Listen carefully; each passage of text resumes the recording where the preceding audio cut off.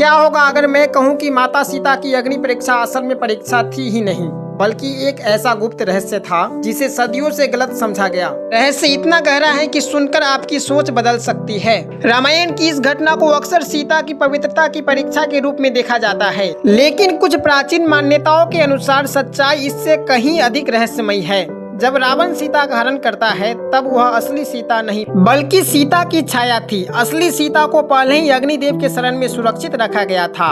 यह सब एक दिव्य योजना का हिस्सा था, एक ऐसी लीला जिसे केवल देवता ही समझ सकते थे। कहा जाता है भगवान राम ने खुद सीता हरण से पहले अग्निदेव के संरक्षण में सीता को रखा था।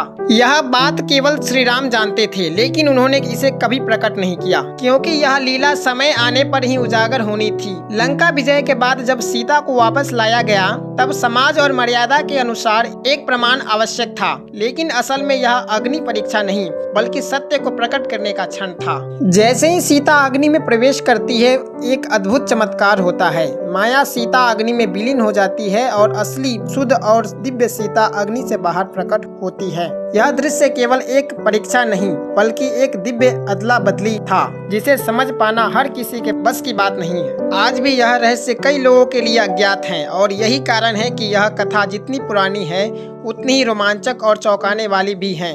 तो अगली बार जब आप अग्नि परीक्षा के बारे में सुने तो याद रखिए, यह सिर्फ एक परीक्षा नहीं बल्कि एक गुप्त दिव्य लीला थी जिसे समझना असली ज्ञान है।